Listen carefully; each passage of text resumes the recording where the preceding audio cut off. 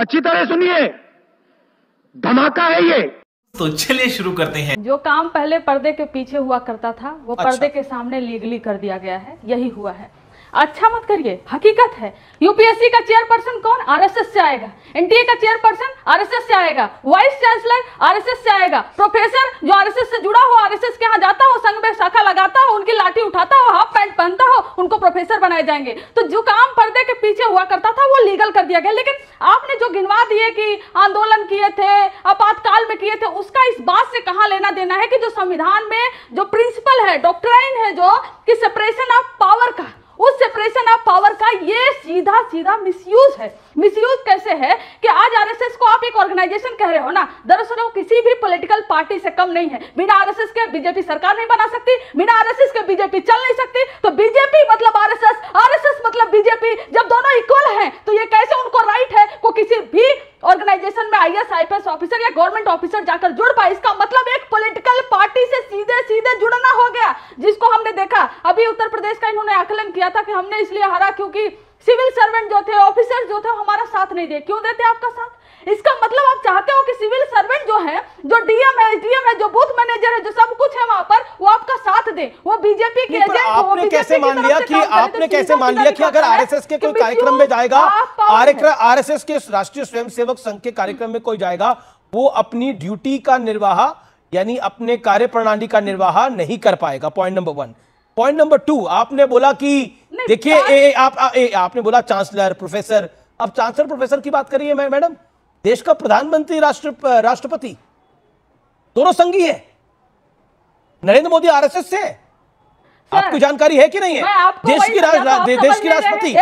की राष्ट्रपति महामहिम आरएसएस है। नहीं, सुनना पड़ेगा मैडम, सुनना पड़ेगा। एक सेकंड, लोकसभा स्पीकर जो हमारा संविधान कहता है कि the doctrine says that no organ of the government can exercise the power of other than what is given to them. मतलब आईएएस और आईएएस ऑफिसर को, आईपीएस ऑफिसर को जो पावर मिला हुआ है उसके अलावा और कोई वो पावर एक्सरसाइज नहीं कर सकते। आरएसएस एक पावर है, और आरएसएस कितना पुराना है, कितना नया है, ये तो कोई डिबेट ही नहीं है। आरएसएस ने कहां आंदोलन किया, ये कोई डिबेट ही नहीं है। डिबेट ये है कि जो हमारा लेजिस्लेटिव, जो हमारा एग्जीक्यूटिव और जो हमारा जुडिशियरी सेपरेट पावर है, उस पावर को ब्लर करने की कोशिश भारतीय जनता पार्टी क्यों कर रही है? यहां पर सवाल है। सवाल ये नहीं कि आरएसएस ने क्या किया, आरएसएस कितनी पुरानी है। और इसी बात को अरस्तु भी कहते थे। आप क्योंकि पुराना जा रहे हैं ना, तो आरएसएस अरस्तु से पुराना तो होगी नहीं।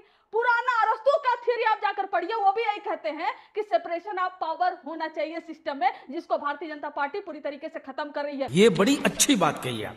अभी बहन ने ये बोला और बड़ी मजबूती से बोला कि हमें दिखाइए कि कहां नेहरू जी ने माफी मांगी है।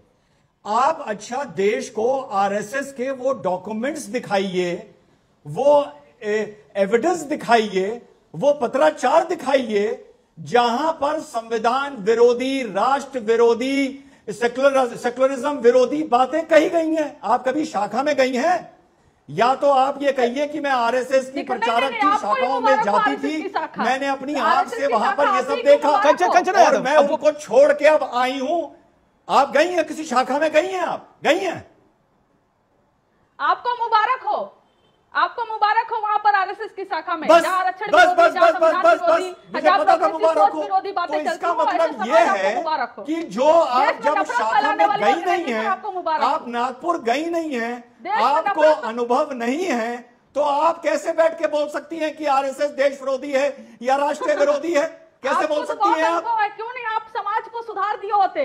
क्यों समाज रिग्रेसिव मोड में जा रहा है? अगर आपको इतना अनुभव है तो आप ठेकेदारी लीजिए कि समाज प्रोग्रेसिव वे में जाए। आप क्यों समाज आज रिग्रेसिव वे में जा रहा है? एक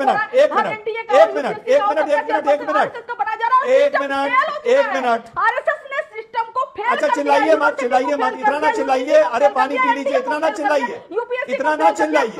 अरे इतना ना चिल्लाइए भाई, क्या खुश है? इतना ना चिल्लाइए, इतना ना चिल्लाइए। शांति।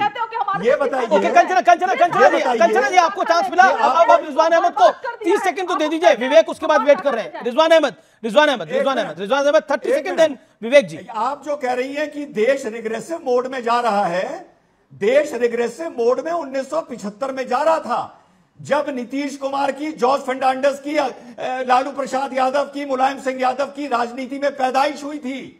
और ये लोग आरएसएस के साथ ही जेल में थे, जैसे पहले वक्ता बोल चुके हैं।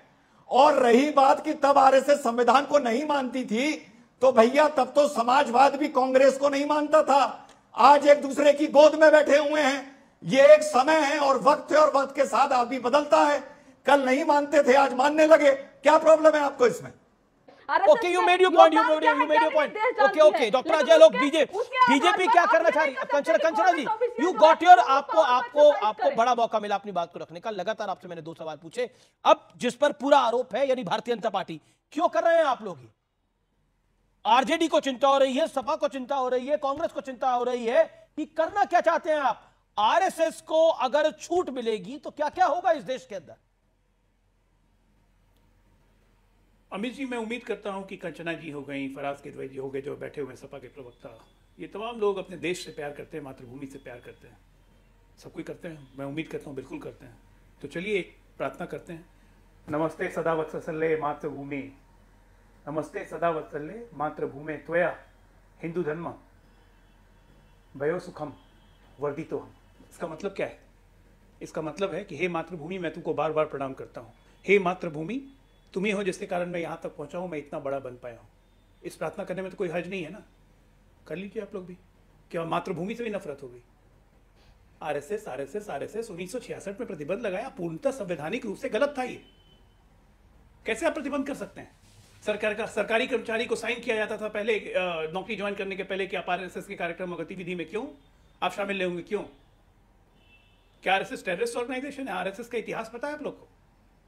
यही महात्मा गांधी थे जिनकी आप बात करती हैं कि आरएसएस वालों ने हत्या कर दी। इसी महात्मा गांधी ने 16 जनवरी 1947 को बैठ के आरएसएस के बारे में बोला था, गुरु गोलवालकर के बारे में बोला था कि गुरुजी के बारे में मुझे कहा गया था उनके हाथ खून से सने हैं, लेकिन उन्होंने मुझे आश्वस्त किया तो मैं मान गया हूं कि नहीं, ऐसा नहीं है। आरएसएस एक ऐसी संस्था है जो देश के लिए खपती है और भारत के हितों के लिए, रक्षा के लिए सदैव तत्पर रहती है।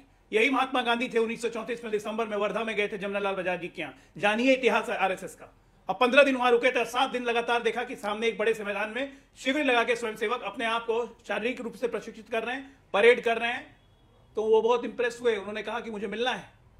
हेडगेवार जी थे, हेडगेवार जी अगले दिन मिलने आए। महात्मा गांधी खुद शिविर में गए, जाके देख के उन्होंने प्रशंसा की कि कैसे खाना खाते हैं, क्या क्वालिटी है, और खाने का सब खर्चा भी स्वयं वहन करते हैं, किसी पे परजीवी नहीं बनते। यही आरएसएस है। कोई भी आपदा हो, चाहे 1971 की उड़ीसा की चक्रवात की आपदा हो, चाहे 1975 का इमरजेंसी हो, चाहे 1984 का दंगा हो, चाहे उसके बाद आपको उत्तराखंड की बाढ़ ट्रेजेडी हो, उसके कारगिल का युद्ध हो, हर जगह आरएसएस के स्वयंसेवक खड़े होकर देश की सहायता में निस्वार्थ सेवा किए हैं। आज जो हम लोग गोवा करते हैं ना, लेकिन आरएसएस की देशभक्ति पर कोई प्रश्न नहीं है। आरएसएस आपदाओं में मदद करता है, इसमें कोई प्रश्न नहीं है। लेकिन प्रश्न इस पे है कि 10 साल से आपकी सरकार थी, 11वें साल ये क्यों ध्यान आया? ये एक प्रश्न है डॉक्टर अजय लोग, आंसर दिस। भाई बिल्कुल सही बोल रहे हैं आप अमित जी। ये सच्चाई है कि बहुत सारी चीजें ध्यान से उतर जाती हैं, बहुत सारी चीजें ध्यान से उतर जाती हैं। ये ना आरएसएस को ध्यान होगा ना हमें ध्यान होगा। ये तो भला हो, होम मिनिस्ट्री की फाइल अमित भाई लगातार अध्ययन करते रहते हैं। ये निकला, ये लगा कि अभी तक ये हटा कैसे नहीं है। ये तो हमारी विफलता है। हम पहले दिन मान रहे कि 10 साल क्यों लग गया इसको हटाने में। ये तो सही बात है, ध्यान से उतर गया था। ये बिल्कुल गलत है। और मैं तो आज भी जानता हूं कि बहुत लोग, आप भी कंचना जी जाइए किसी आरएसएस के दफ्तर के बाहर, उस झंडे के नीचे ऐसे हाथ रख के बोलिए नमस्ते सदा वत्सल्ये मातृभूमि, आप बन गई आरएसएस की मेंबर। कोई जरूरत नहीं है पर्ची कटाने की। राष्ट्र के प्रति सेवा की भक्ति होनी चाहिए। आप अपने आप आरएसएस के मेंबर। ओके, यू मेड खत्म। Bye bye, tata, goodbye, गया।